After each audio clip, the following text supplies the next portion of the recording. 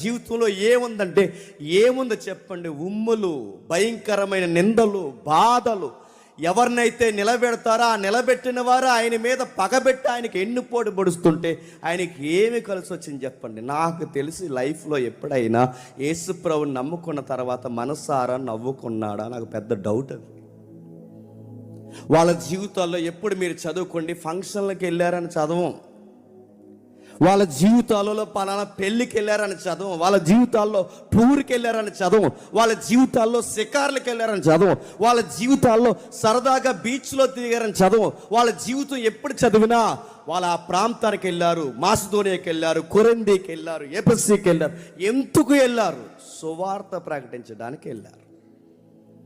వాళ్ళ నవ్వు సువార్తలోనే, వాళ్ళ ఆనందం సువార్తలోనే, వాళ్ళ ప్రయాణాలు సువార్తలోనే.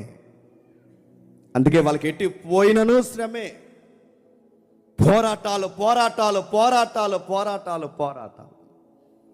4 రోజులు ఎవడో ఉంటాడు, బాగానే ఉన్నాడు అనుకుంటారు, వాడే ముళ్ళకంచెలా తయారు.